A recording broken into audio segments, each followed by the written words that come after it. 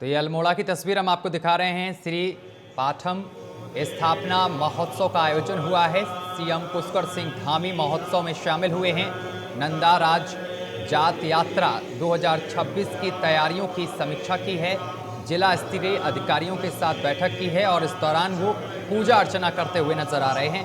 ये तस्वीरें आपकी टीवी स्क्रीन पर, जहां पर उत्तराखंड के मुख्यमंत्री पूजा अर्चना करते हुए नजर आ रहे हैं। तस्वीरें हम आपको दिखा रहे हैं। श्री बताते चले कि मुख्यमंत्री पुष्कर सिंह धामी कार्यक्रम में पहुंचे हैं और वो पूजा अर्चना करते हुए नजर आ रहे हैं। तो ये सीधी तस्वीरें अल्मोड़ा से हम आपको दिखा रहे हैं। इससे पहले उन्होंने जिला स्तरीय अधिकारियों के साथ समीक्षा बैठक भी की है और साथ ही आपको बता दें कि पुष्कर सिंह धामी पहुंचे हैं कार्यक्रम में। ये तस्वीरें हम आपको दिखा रहे हैं, पूजा अर्चना करते हुए नजर आ रहे हैं। श्री पीठम स्थापना महोत्सव का आयोजन हुआ है और श्री पीठम महोत्सव के आयोजन पुष्कर सिंह धामी पहुंचे हैं।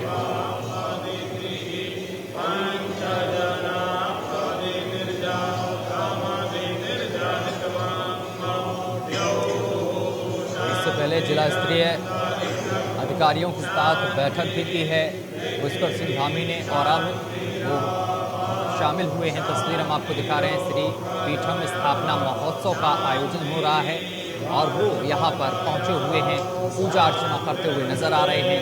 तस्वीरें आपके सामने, सीधी तस्वीरें अल्मोड़ा से हम आपको दिखा रहे हैं और इससे पहले उन्होंने जिला स्तरीय अधिकारियों के साथ बैठक भी की है और बैठक में कई विषयों को लेकर चर्चा भी पुष्कर सिंह धामी ने की है। ये अल्मोड़ा से तस्वीरें लगातार आपकी टीवी स्क्रीन पर पुष्कर सिंह धामी कार्यक्रम में मौजूद हैं और ये सीधी लाइव तस्वीरें हम आपको दिखा रहे हैं। श्री पीठम स्थापना दिवस के यानी कि महोत्सव में शामिल हुए हैं पुष्कर सिंह धामी। ये तस्वीरें हम आपको अल्मोड़ा से दिखा रहे हैं, जहां पर कार्यक्रम में मौजूद हैं पुष्कर सिंह धामी और वो पूजा अर्चना करते हुए नजर आ रहे हैं। और इससे पहले उन्होंने जिला स्तरीय अधिकारियों के साथ समीक्षा बैठक भी की है और तमाम दिशा निर्देश भी उन्होंने दिए हैं। श्री पीठम स्थापना महोत्सव का आयोजन हुआ है और आयोजन में पहुंचे हैं उत्तराखंड के मुख्यमंत्री पुष्कर सिंह धामी। ये तस्वीरें आपकी टीवी स्क्रीन पर नंदा राजजात यात्रा 2026 की तैयारियों की समीक्षा भी की है और जिला स्तरीय अधिकारियों के साथ बैठक की है। बैठक में कई विषयों पर दिशा निर्देश दिए गए हैं पुष्कर सिंह धामी की तरफ से। श्री पीठम स्थापना महोत्सव का आज से आयोजन हो रहा है। कार्यक्रम में पहुंचे हैं सूबे के मुखिया पुष्कर सिंह धामी।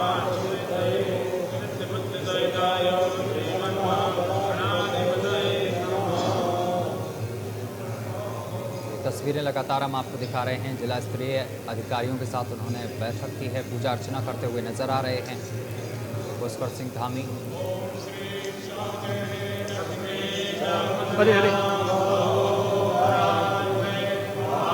श्री पीठम स्थापना महोत्सव में पहुंचे हैं पुष्कर सिंह धामी और कार्यक्रम में वो शामिल हुए हैं और इस वक्त वो पूजा अर्चना करते हुए नजर आ रहे हैं। और इससे पहले उन्होंने जिला स्तरीय अधिकारियों के साथ बैठक की है और उचित दिशा निर्देश दिए हैं।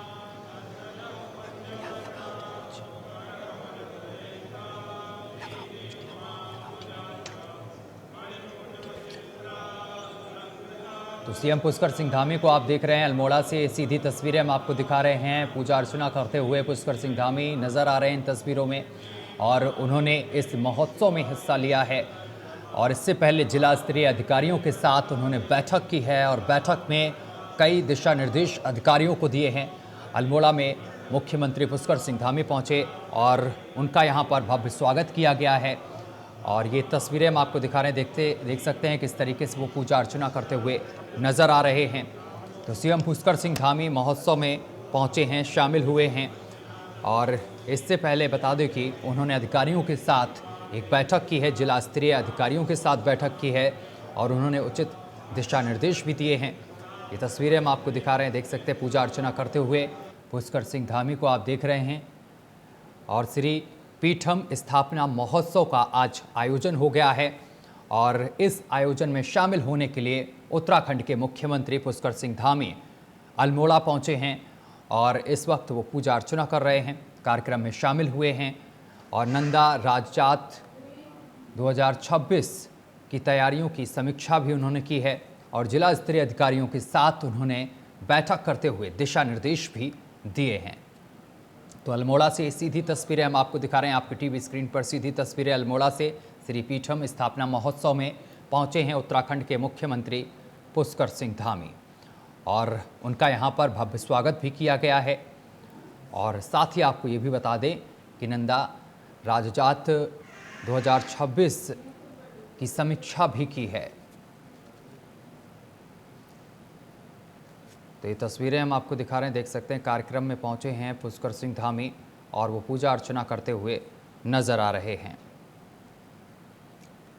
बता दें कि सीएम पुष्कर सिंह धामी कार्यक्रम में पहुंचे हैं। एक और बड़ी जानकारी इसी बीच मिल रही है, अल्मोड़ा में श्री पीठम स्थापना महोत्सव का आयोजन हो रहा है। सीएम पुष्कर सिंह धामी महोत्सव में शामिल हुए हैं और नंदा राजजात यात्रा 2026 की समीक्षा की है। जिला स्तरीय अधिकारियों के साथ बैठक की है सीएम पुष्कर सिंह धामी ने और पूजा अर्चना में वो शामिल भी हुए हैं। तस्वीरें भी हम आपको दिखा रहे हैं लगातार।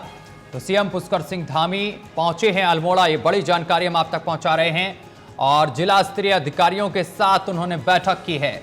बड़ी और अहम जानकारी लगातार हम आप तक पहुंचा रहे हैं। अल्मोड़ा पहुंचे हैं मुख्यमंत्री पुष्कर सिंह धामी, पूजा अर्चना की है, कार्यक्रम में शामिल हुए हैं। नंदा राजजात यात्रा 2026 की तैयारियों की समीक्षा भी की है और जिला स्तरीय अधिकारियों के साथ बैठक की है और उचित दिशा निर्देश दिए हैं तमाम अधिकारियों को। सीएम पुष्कर सिंह धामी महोत्सव में शामिल हुए हैं। तस्वीरें हम आपको दिखा रहे हैं, कार्यक्रम में वो पहुंचे, शामिल हुए, इस दौरान उनका स्वागत भी किया गया। जिला स्तरीय अधिकारियों के साथ उन्होंने बैठक भी की है, उचित दिशा निर्देश दिए हैं। श्री पीठम स्थापना महोत्सव का आयोजन हुआ है।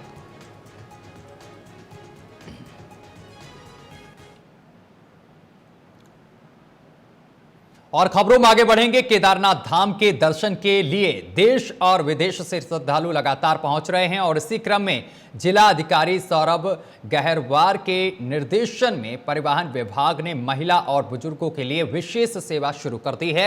वहीं केदारनाथ विधायक आशा नौटियाल ने बताया है कि केदारनाथ यात्रा इस बार काफी व्यवस्थित तरीके से चल रही है। सुचारू और सुरक्षित यात्रा के लिए उन्होंने मुख्यमंत्री का धन्यवाद भी दिया है और कहा है कि मंदिर तक ट्रैक्टर यानी शटल सेवा की व्यवस्था की गई है, जिससे श्रद्धालुओं को और बुजुर्ग श्रद्धालुओं को मंदिर प्रांगण तक पहुंचने में किसी भी प्रकार की परेशानी का सामना नहीं करना पड़ेगा। तो केदारनाथ यात्रा चल रही है। वर्तमान में परिस्थिति थी, उसके कारण भी हो सकता कुछ लोगों ने अपना जाना स्थगित किया हो और जो घोड़े खच्चरों से जाने वाले लोग थे बीमारी के चलते, हो सकता उन लोगों ने भी कुछ स्थगित किया हो। लेकिन यात्रा लोग आराम से पैदल भी जा रहे थे। कई यात्री मुझे मिले, उन्होंने कहा हमें बहुत अच्छे ढंग से दर्शन हुए और जो प्रशासन ने हमारे लोकल प्रशासन ने जो व्यवस्था टोकन की है, उस टोकन से लोगों को बहुत अच्छे दर्शन हो रहे हैं और बहुत जल्दी हो रहे हैं। किसी भी प्रकार से कोई दिक्कत नहीं हो रही है और मैं इस यात्रा को सुगम और सरल सुचारू करने के लिए माननीय मुख्यमंत्री जी का बहुत बहुत धन्यवाद करती हूँ कि हेलीकॉप्टर भी हमारे लगातार चल रहे हैं। हेलीकॉप्टरों के माध्यम से भी तीर्थयात्री श्रद्धालुगण के ऐसा हीट स्ट्रेस वार्निंग सिस्टम तैयार किया है जो व्यक्ति के 5 दिन पहले तापमान का पता लगा सकता है। बता दें चले कि शहरी जलवायु और सार्वजनिक स्वास्थ्य तैयारियों को मजबूत करने के उद्देश्य से एक अग्रणी व्यक्तिगत हीट स्ट्रेस पूर्वानुमान प्रणाली विकसित की गई है और उन्नत प्रणाली व्यक्तिगत भिन्नता और जोखिम डेटा के संयोजन में थर्मल क्लाइमेट इंडेक्स का लाभ उठाती है ताकि हीट स्ट्रेस के लिए पहले से तैयार चेतावनियां दी जा सकें।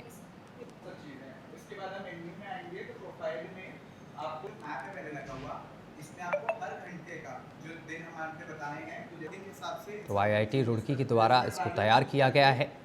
ये तस्वीरें हम आपको दिखा रहे हैं और साथ ही आपको ये भी बता दें कि आईआईटी रुड़की ने एक ऐसा हीट स्ट्रेस वार्निंग सिस्टम तैयार किया है जो व्यक्ति के 5 दिन पहले तापमान का पता लगा सकता है। लोगों के लिए, लोगों तक पहुंचने के लिए हमारे रिसर्च में क्या न्यू चीज़ें, यूनिक चीज़ें हम ला सकते। तो 1 साल से ज़्यादा ही टाइम लगा इसको करने में। आईआईटी रुड़की ने जो है HSRIF करके heat stress risk index for forecasting develop किया है। इसमें जो है जैसे IMD और ये हमें डेटा प्रोवाइड करते हैं, तो ये सिर्फ हमें तापमान का डेटा देते हैं और इनका डेटा जो है जब बहुत ज़्यादा जोखिम का लेवल हो जाता है, जैसे हीट वेव बहुत ज़्यादा हो गई, ये हो गई, तब आ रहा होता है। बट जो इंसानी शरीर है वो कम उस पर गर्मी में भी प्रभावित होना शुरू हो जाता है। तो उसके कारणवश जो है हम लोग ने ये डेवलप किया इंडेक्स, जिसमें हम लोग बहुत सारे पैरामीटर्स या बहुत सारे जो चीज़ें हैं, जैसे अपना टेम्परेचर हो गया या तापमान, नमी हो गई, हवा कितनी चल रही है, सूरज का प्रभाव कितना है, आप कपड़े कैसे पहनते हो, ये सारी चीज़ें लेके हमने एक UTCI इंडेक्स पहले से जो बना हुआ है उसको इस्तेमाल किया है।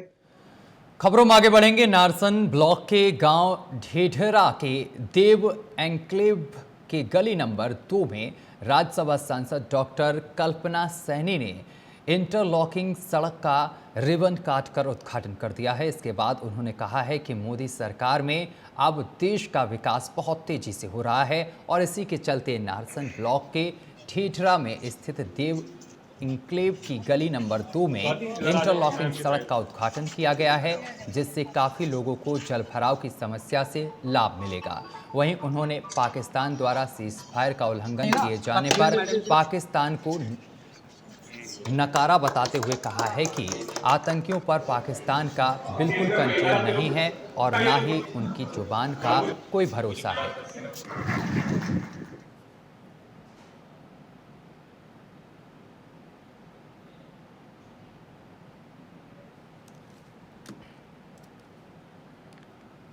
राजधानी देहरादून में पार्किंग की समस्या निरंतर बनी रहती है और जिसको लेकर MDDA उपाध्यक्ष वंशीधर तिवारी ने कहा है कि जितने भी परिसर हैं वहां पर बेसमेंट में पार्किंग की वजह कई और कामों के लिए उपयोग किया जा रहा है, जिसकी शिकायतें लगातार आ रही हैं। पार्किंग का उपयोग अन्य चीज़ों के लिए ना हो, उसकी जांच की जा रही है। सभी पार्किंग को ठीक किया जा रहा है ताकि पार्किंग प्लेस का उपयोग केवल पार्किंग के लिए हो।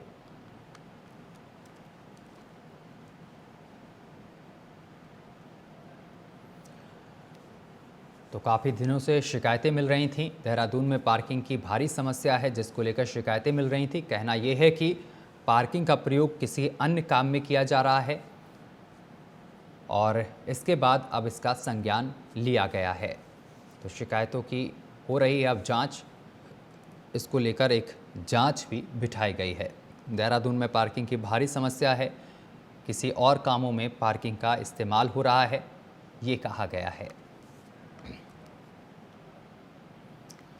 खबरों में आगे बढ़ेंगे। राजधानी देहरादून के ISBT इलाके में आए दिन ट्रैफिक जाम की स्थिति बनी रहती है, जिस पर नियंत्रण करने के लिए परिवहन विभाग ने अपनी तैयारियां शुरू कर दी हैं। इस बात पर देहरादून के RTO प्रशासन संदीप सैनी ने कहा है कि रोडवेज बस चालकों को निर्देश दिए जा रहे हैं कि वो बस अड्डे के अंदर ही यात्रियों को बैठाएं और उतारें ताकि जाम की स्थिति ना उत्पन्न हो। साथ ही उन्होंने कहा है कि स्थानीय बसें, विक्रम और मैजिक वाहनों को निर्देशित किया जा रहा है कि वो बस अड्डे के सामने से सवारियां ना भरें, अन्यथा उनके खिलाफ सख्त कार्रवाई की जाएगी।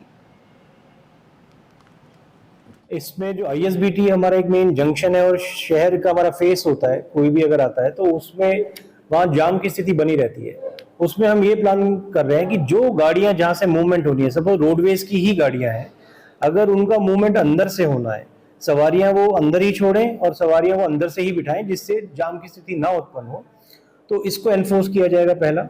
दूसरा, जो हमारे जो लोकल ट्रैफिक है, जैसे हमारे विक्रम्स हैं, जो पब्लिक ट्रांसपोर्ट है, या हमारे मैजिक है, वो उस चौराहे पे बिल्कुल ISBT के सामने खड़े होकर सवारियां ना भरें। ये हम अपने एनफोर्समेंट से इंश्योर करवाएंगे। पुलिस को भी इसमें हम इन्वॉल्व करेंगे, जिससे हमारा जो चौराहा है वो फ्री रहे, ट्रैफिक फ्री रहे, क्योंकि थोड़ी भी देर के लिए अगर कोई गाड़ी, बड़ी गाड़ी रुकती है तो एटलीस्ट 4-5 गाड़ियों का स्पेस घेरती है। इसमें जो ISBT हमारा एक मेन जंक्शन है। और तो जाम की समस्या को लेकर ड्राइवरों को निर्देशित किया गया है कि जो बस ड्राइवर हैं वो बस अड्डे के अंदर ही यात्रियों को उतारें और वहीं से बिठाएं। इसके साथ ही जो विक्रम और मैजिक चालक हैं प्राइवेट, उनके लिए ये निर्देश दिया गया है कि वो बस अड्डे के सामने से सवारियों को ना बिठाएं, नहीं तो उनके खिलाफ कड़ी से कड़ी कार्रवाई की जाएगी। तो ट्रैफिक जाम की समस्या लगातार बढ़ती जा रही है देहरादून में, जिसको लेकर अब परिवहन विभाग की तरफ से ये निर्देश दिया गया है कि जो बस चालक हैं वो बस अड्डे के अंदर सवारियों को उतारें और वहीं से सवारियों को बिठाएं, अन्यथा उनके खिलाफ भी कड़ी कार्रवाई की जाएगी। साथ ही विक्रम और मैजिक चालकों से ये भी कहा गया है कि वो बस अड्डे के सामने से किसी भी सवारी को ना बिठाएं, नहीं तो उनके खिलाफ कड़ा एक्शन लिया जाएगा। तो ड्राइवरों को दिए गए हैं ये निर्देश। दरअसल देहरादून में लगातार जाम की समस्या देखने को मिल रही है, जिसको लेकर अब परिवहन विभाग, ट्रैफिक विभाग पूरी तरीके से एक्टिव नज़र आ रहा है। तो ड्राइवरों को दिए गए हैं निर्देश। ये बड़ी जानकारी हम आप तक पहुंचा रहे हैं। जाम की समस्या लगातार देहरादून में देखने को मिल रही है। भारत और पाकिस्तान के बीच युद्ध को लेकर सीज़फायर की घोषणा तो हो गई है और पाकिस्तान की तरफ से सीज़फायर की घोषणा के बाद भी कई बार सीमाओं पर उल्लंघन किया गया है, जिसको लेकर पूर्व सैनिकों का मानना है कि यह पाकिस्तान की फितरत है। वह हमेशा से ही अपनी बात से मुकर जाता है, इसलिए हमारी सेना को हमेशा सतर्क रहना चाहिए। पाकिस्तान के बीच अभी भी परिस्थितियां विकट बनी हुई है। हालांकि सीज फायर की घोषणा हुई थी, लेकिन उसके बावजूद भी पाकिस्तान कहीं ना कहीं हरकतें करता हुआ दिखाई दे रहा है और अभी भी जो है परिस्थितियां वैसी ही बनी हुई है कि कभी भी युद्ध हो सकता है। जो है पूर्व सैनिक वो हमारे साथ मौजूद है, उनसे हम बातचीत करेंगे और युद्ध में किस तरीके की परिस्थितियां बनती है उसके बारे में जो है जानकारी करेंगे। सर, ये जो परिस्थितियां बनी है भारत और पाकिस्तान के बीच में, हालांकि सीज फायर हो गया है, उसके बावजूद भी छुटपुट घटनाएं हो रही है, आप क्या कहना चाहेंगे? किस तरीके की परिस्थितियां अब होंगी और क्या युद्ध होगा या नहीं होगा? हाँ, देखिए, मैं डिफेंस पर्सन तो नहीं हूँ, नंबर एक बात है, लेकिन फिर भी जो पाकिस्तान की जो हरकतें हैं वो कभी आगे सुधरने वाली नहीं है। वो ऐसी एक्टिविटीज हमेशा करता रहेगा। आप ये सोचिए वो शांत हो जाएगा? कभी नहीं शांत होगा। कुछ और लोग हमारे साथ हैं जो कि डिफेंस से जुड़े हुए हैं। सर, क्या नाम है आपका? मेरा नाम पांडे है। जिस तरीके की परिस्थितियां बनी हुई है अभी और निरंतर जो है पाकिस्तान हरकतें करता हुआ आ रहा है, सीज फायर के बावजूद भी जो है अब दोबारा से उन्होंने हरकतें करना शुरू कर दी है, आप क्या कहना चाहेंगे? नहीं, अगर दोबारा हरकत करता है तो ऑलरेडी उसको वार्न कर रखा है कि then it will be war, nothing else. जी, तो ये डिफेंस के तमाम लोग हैं जो अपनी राय रख रहे हैं इस भारत और पाकिस्तान युद्ध के ऊपर। और जैसे कि मैंने कहा कि सीज फायर तोड़ने के बाद ये फिर से दोबारा हरकतें शुरू कर दी गई है। बहरहाल मेरे साथ कुछ और लोग हैं, उनसे भी बातचीत करते हैं। सर, ये जो परिस्थितियां बनी हैं, क्या कहना चाहेंगे आप इसके ऊपर? अब बोल क्या सकते हैं सर, जब उसने गलत काम करा पाकिस्तान ने, उसको हमारे घर के अंदर आकर के हमारे हाथ को बाहर रहा, लेकिन ये गलत बात है ना। तो हमने भी अपना हाथ उठाया, हमने भी जो एक्शन लेना था लिया और सही एक्शन लिया सरकार ने।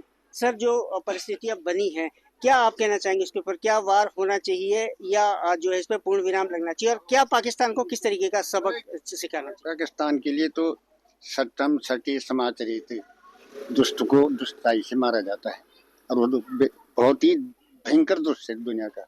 उस पर जब तक लट्ठी नहीं पड़ेंगी वो मानने वाला नहीं है। तो आपने देखा कि ये तमाम जो है पूर्व सैनिक थे जिन्होंने अपनी राय रखी और स्पष्ट तौर पर इस बात को कहा कि एक तो सबसे बड़ी बात है कि पीओके वापस आना चाहिए, उसके साथ ही कहीं ना कहीं ये भी बात कही कि युद्ध जो है सही नहीं है किसी भी देश के लिए। तमाम परिस्थितियां बनती है, देश जो है पीछे की तरफ जाता है और तमाम जो है दिक्कतें झेलनी पड़ती है। बहरहाल ये कहा जा सकता है कि जो राय पूर्व सैनिकों ने रखी है उससे ये स्पष्ट है कि ये जरूर बात कही गई है कि स्वाभिमान से कोई समझौता नहीं होना चाहिए और अगर स्वाभिमान पे बात होती है तो हर परिस्थिति से निपटने के लिए भारत को तैयार रहना चाहिए। अपने सहयोगी पंकज के साथ Madan Singh, Prime News, Dehradun. BJP प्रदेश अध्यक्ष महेंद्र भट्ट ने कहा है कि जब भी आतंकवादी घटना होगी तो भारत उसे एक युद्ध के रूप में देखेगा और उसे पाक प्रायोजित आतंकवादी करार देते हुए उसका मुंहतोड़ जवाब देगा। और इसके साथ ही उन्होंने कहा है कि हमारा उद्देश्य आतंकवादियों को मिट्टी में मिलाना था, हम अपने उद्देश्य की ओर आगे बढ़ रहे हैं। आगे महेंद्र भट्ट ने कहा है कि हमने पाकिस्तान के 6 एयरबेस और पाकिस्तान एयर डिफेंस सिस्टम को हमारी सेना ने नष्ट कर दिया है। पाकिस्तान के एक भी मिसाइल और ड्रोन को भारतीय सीमा के अंदर घुसने भी नहीं दिया गया है। वहीं भारतीय सेना के हमले में आतंकवादी के टॉप कमांडर मारे गए।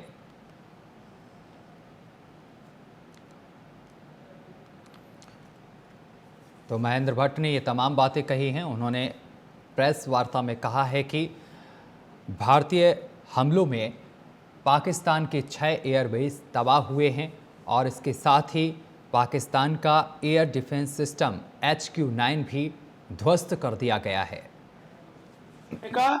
मोदी सरकार का निर्णय साक्ष्य आधारित और पारदर्शिता के प्रति हमारी प्रतिबद्धता को दर्शाता है।